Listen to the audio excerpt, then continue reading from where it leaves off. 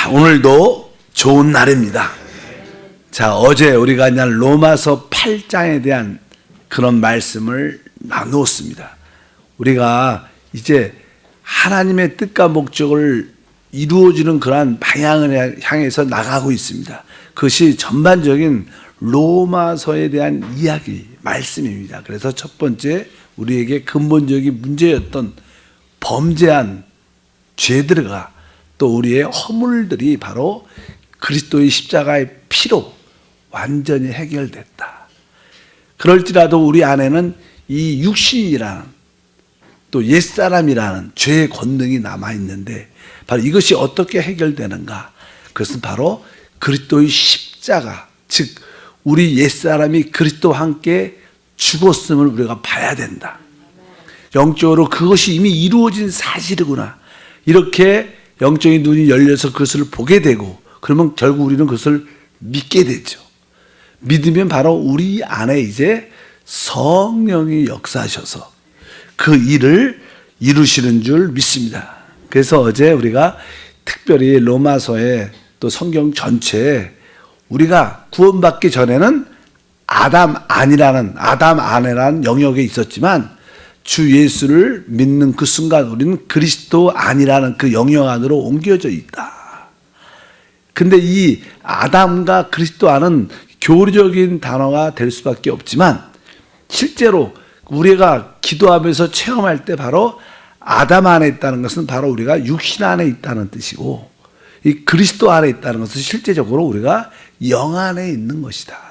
그래서 실제로 우리의 신앙생활은 내가 지금 육신 안에 사는지 영 안에 사는지를 통해서 우리가 가름할 수 있다. 그래서 오늘 갈라디아서 5장 16절에도 읽었지만 내가 이르노니 너희는 성령을 따라 행하라. 그리하면 육체의 욕심을 이루지 아니하리라. 육체의 소욕은 성령을 거스리고 성령은 육체를 거스리나니 이들이 서로 대적함으로 너희가 원하는 것을 하지 못하게 하려 함이라. 여기 보면 이제 성령과 육체에 대한, 그래서 우리 신앙생활의 관건은 내가 지금 육체 안에서 살고 있는지 아니면 바로 우리 성령이 거하시는 영 안에 살고 있는지 이것이 중요한 내용이다. 그래서 우리가 이제 우리 영 안에 거하신 성령 안에는 바로 무엇이 있느냐? 바로 생명이라는 것이 있다는 것을 믿으시길 바랍니다. 그래서 이제 골로새서 3장 4절에 보니까 우리의 생명이신 그리스도께서, 이제 우리가 주 예수를 영접했을 때 우리 안에 그리스도가 영접됐는데 우리 안에 계신 그분이 우리의 생명이시다.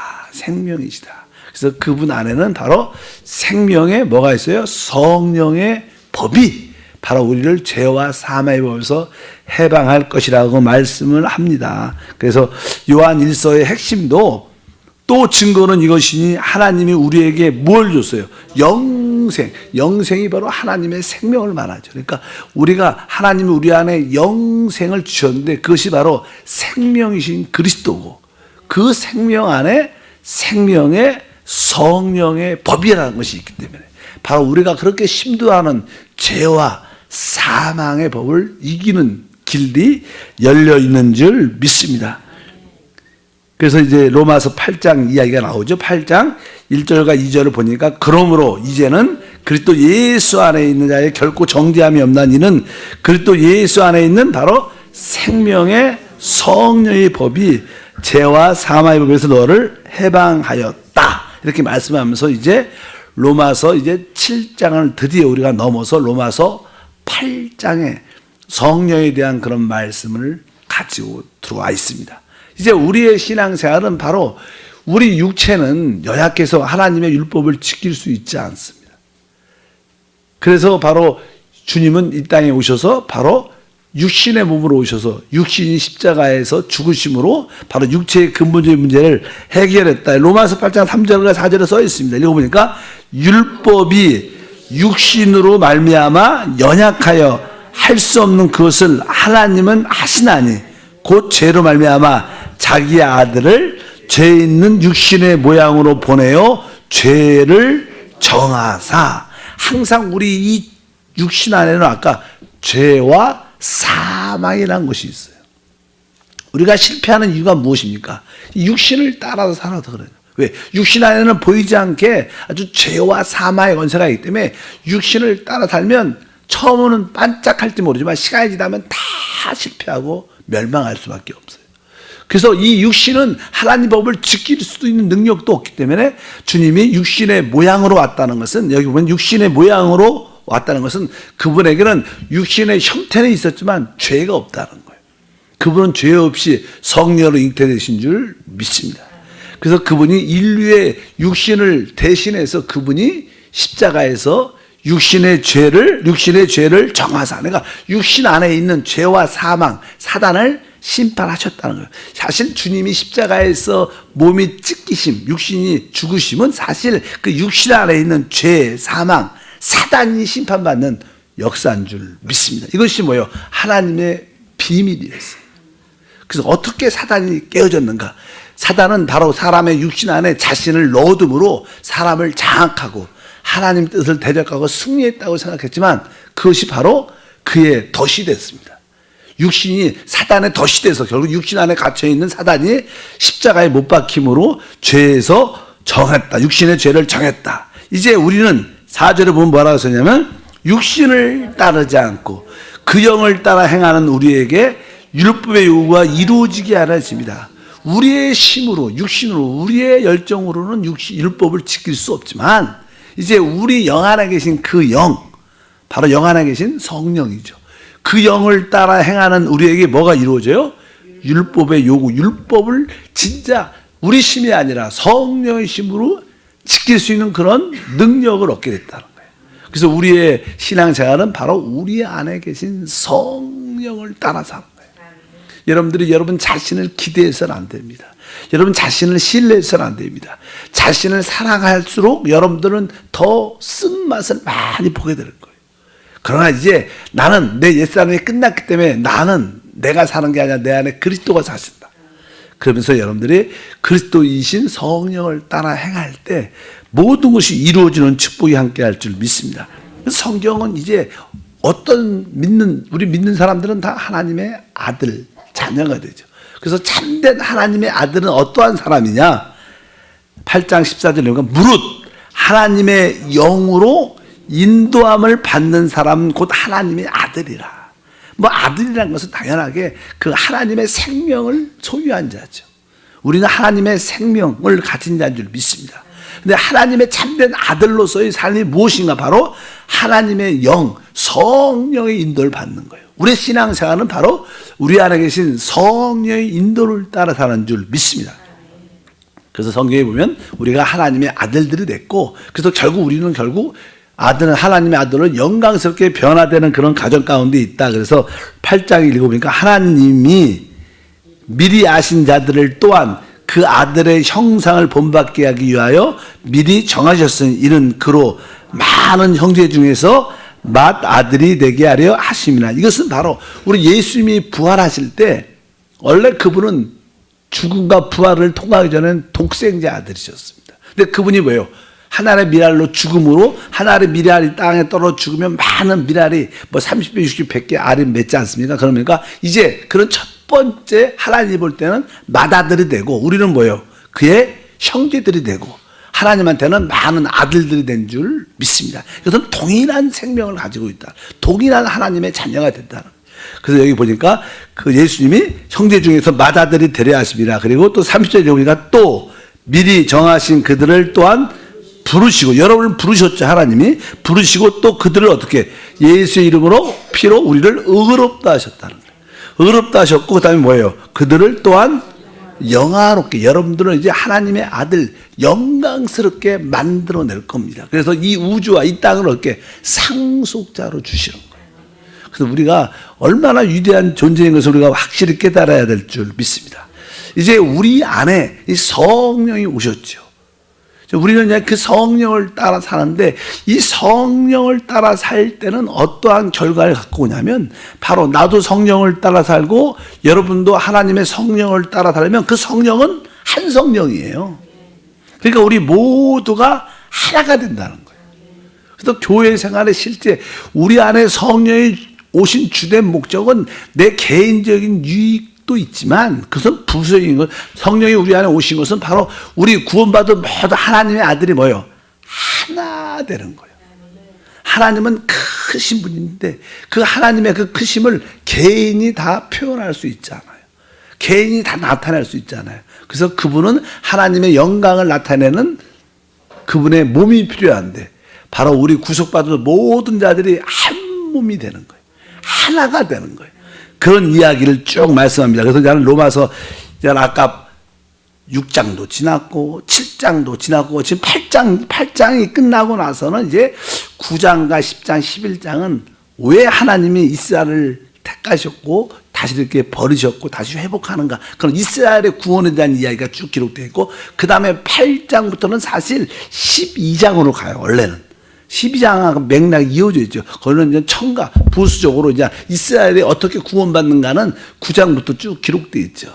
그러다가 이제 12장으로 넘어오는데 12장의 핵심이 뭐냐면 다 같이 4절과 5절에 보니까 우리가 한 몸에 많은 지체를 가졌으나 모든 지체가 같은 기능을 가진 것이 아니니 이와 같이 우리 많은 사람이 그리스도 안에서 한 몸이 되어 서로 지체가 되었다. 여기 따라할까요? 그리스도 안에서 한 몸이 돼요. 그 신앙생활의 핵심은 뭐냐면 우리 그리스도 안에 구원받은 우리 모두가 뭐가 되는 거예요? 한 몸이 될 때 하나님의 영광과 능력과 축복이 풍성하게 체험된다는 거예요. 그래서 이 교회를 건축한다, 영적으로 교회를 세운다는 뜻은 모든 성도가 영 안에서 하나 되게 만드는 것이 교회의 주된 사역입니다. 우리 교회가 한 몸이 될 때 사단의 정사와 권세를 깨트릴 수 있고 하나님의 나라를 이끌어올 수 있어요. 하나님은 그것을 원하시죠. 그래서 성경에서는 교회를 영광스러운 교회라 그래요. 왜? 하나님의 뜻을, 목적을 이룰 수 있는 길이 교회입니다. 근데 그 교회는 뭐예요? 구원받은 우리 모두가 어떻게 돼요? 한 몸이 된다. 한 몸이. 여기 많은 지체가 있죠. 눈도 있고, 귀도 있고, 손도 있고, 발도 있어요. 알다시피 여러분들이 우리 온 몸이 무엇을 통해서 봐요? 눈을 통해서만 볼 수 있어요. 이 눈을 통해서 우리 모든 지체가 동시에 볼 수 있는 것을 누릴 수 있는, 듣는 것도 이 귀를 통해서. 우리는 각자 기능은 다르지만 그 각자의 기능이 개인을 위해서 있지 않은 거예요. 누굴 위해서? 몸을 위해서 있다는 거예요. 그래서 우리 모든 지체들이 한 몸이구나. 그럴 때 다른 사람이 아주 좋은 은사를 갖고 있다, 여러 가지 은사를 갖고 있다 그러면 그 은사는 시기와 질투의 대상이 아니에요. 그 뭐예요? 나의 누림의 대상이지. 여러분, 눈이 잘 밝아서 잘 보인다는 것은 뭐예요? 이 온몸이 누리는 거고 즐기는 거니까 다른 사람이 잘 되는 것은 뭐예요? 나의 축복이구나. 그러니까 우리 교회, 참된 교회 안에는 시기와 질투, 개인주의가 없는 거예요. 사람이 타락했다는 것은요, 아주 독립적이고 개인주의라는 거예요. 사람은 항상 아주 이렇게 사람이 이렇게 쭉 살다 보면 혼자 있는 거 좋아하죠. 남들한테 구속받고 간섭받는 거 다 싫어합니다. 왜? 이것이 타락한 사람의 전형적인 모습입니다. 다른 사람과 합해지는 게 쉽지 않아요. 거기에는 아픔도 있고 어려움도 있고 성숙해야지만 다른 사람과 합해질 수 있어요. 그러니까 사람이 타락했다는 증거가 뭐냐? 요즘의 시대가 사람이 점점 세상이 악해지죠. 그러니까 어떻게? 옛날엔 그래도 이웃도 있고 이렇게 다, 지금 다 집도 독립적이고 옆 사람 알고 싶어 하지도 않고 누가 사는지 관심도 없어요. 식사도 요즘에 보면 혼자 먹어. 다들 왜? 혼자. 그러니까 절대 변화가 되지 않죠. 여러분들이 예를 들어서 무인도에서 혼자 10년을 산다. 그럼 변화 절대로 안 됩니다. 10년 있다 아무리 기도를 많이 하고 나오고 뭘 많이 하고 나와도 사람은 이게 부딪히면서 남들을 이해하게 되고 또 다른 사람을 보게 되고 또 수용하게 되고 받아들이게 되고 내 생각을 내려놓는, 그러면서 사람은 변화가 되는데 혼자 점점 사단은 혼자 있게 만드는 게 사단. 근데 우리 교회는 뭐예요? 바로 연합, 한 몸. 이것은 교회만 이룰 수 있어요. 믿으시면 아멘. 그래서 우리는 처음에 죄, 허물들이 우리에게 문제가 되죠. 그러나 우리는 이제는 이 어떤 육체란 몸을 갖고 있는데 이 옛사람은 자꾸만 독립적이고 개인주의. 그래서 신앙생활에서 그냥 진짜 하나님 목적을 이루는 것은 하나님의 한 몸 된 교회를 만드는 거예요. 따라할까요? 한 몸 된 교회. 모든 성도들이 한 몸이 되는 것을 방해하는 몇 가지가 있는데 그 중에 하나는 개인주의죠. 개인주의. 오직 자기 거만 관심이 있고 개인주의. 합해지지 않으려는, 독립적으로 신앙생활 하려는. 그래서 우리 교회에 보통 하는 교구생활, 뭐 이렇게 기관과 부서, 봉사생활, 이런 것은 사실 한 몸을 이루는 길이에요. 그것만이 하나님의 영광스러운 교회를 세울 수 있는, 목적으로 이루는 길이 되는 줄 믿습니다. 그래서 제가 끊임없이 뭐 교구 안에 또 봉사 안에 이렇게 들어오라고 그런 이야기를 많이 하는 것이 뭐 이렇게 다 자세히 설명할 수는 있지 않고, 어쨌든 여러분들이 한 몸 된 교회, 그리스도 안에서 우리 모두가 한 몸이 되었고 그 한 몸은 바로 우리가 교회라고 표현하는 거예요. 그래서 교회는 그리스도의 몸이다. 그 교회가 뭐요? 사단과 어둠의 세력을 대적하고 이길 수 있어요. 개인적으로 사단을 이기지 못합니다. 개인적으로 귀신을 이기지 못해요, 여러분. 그러나 우리가 하나가 될 때, 그래서 기도할 때 우리가 이게 합심해서 기도하고 합심해서 전도하고, 이것이 얼마나 큰 능력인지. 우리 교회에 여러분 이렇게 카톡방에 중보 기도 우리 모임이 있어요. 그렇잖아요. 한세 120명 이상이 필요해요. 그래서 종종 그냥 성도들이 아프다, 또 개인적인 문제가 있다, 거기다 기도 제목을 올리면 한 120명 이상이 거기에 참여한 사람들이 다시 한번 기도하면서 또 자기도 이 문자를 치잖아요. 카톡 이렇게 글씨를 칠 때 그거 다 기도죠. 믿으시면 아멘. 한번 이게 제목을 쓸 때 거기 올리면요, 생각보다 수술도 빨리, 회복도 빠르고. 왜? 여러분, 이 한 몸 된 기도는 능력이 있습니다. 따라할까요? 한 몸 된 기도는 능력이 있다. 여러분들이 그런 기도 제목 볼 때 딱 서갖고 한 1분 정도만이라도 짧게 기도하고 다시 한번 나도 이렇게 기도한다고 문자처럼 올리면, 그런 기도가 한 몸으로 쌓이게 되면요, 능력의 역사가 나타납니다. 아마 우리는 전도도 지금 잘하고 있고, 뭐 믿음의 기업도 많이 생기고, 선교도 잘하고 있는데, 이것이 어디에? 바로 그 한 몸 된 기도 안에서 시작된 거예요.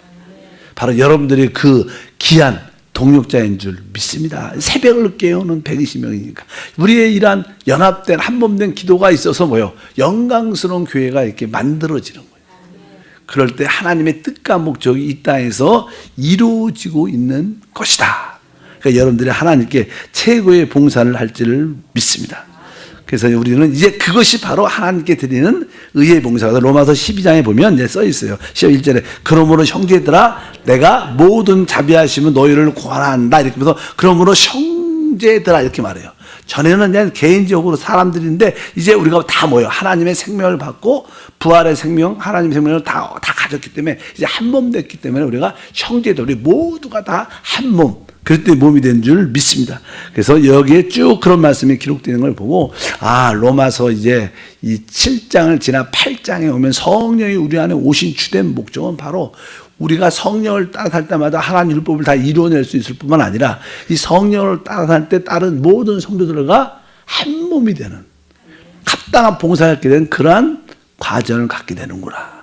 그럴 때 이제 우리가 한 몸을 이루기 위해서는 우리가 서로 용서하고 관용하고 어떻게 섬세하게 사람을 대하는가, 교회 생활에 어떻게 서로를 받아들이는가, 그런 내용이 나는 12장에 자세하게 써 있죠. 뭐 용서하고 관용하고 이해하고 섬기면서 다양한 은사를 가지고 서로 하나 되라고 그렇게 말씀하는 줄 믿습니다.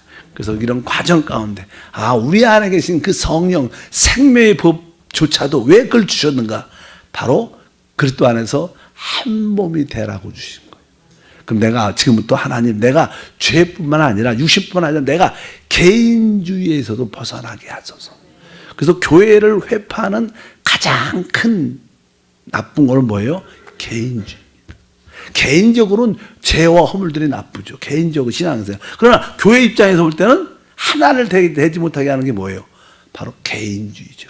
개인주의 신앙생활은 하나님의 깊은 풍성한 축복을 누리는데 큰 방해가 되는 줄 믿습니다. 아, 내가 개인주의보다 한 몸을 이루는 그러한 봉사와 섬김 안에, 그래서 조금 다른 사람과 같이 하나 되려는, 같이 봉사하려는 그런 마음을 쉽지 않죠. 그러나 그것을 이루어내야 하나님의 뜻을 우리 모두가 이루어낼 줄 믿습니다.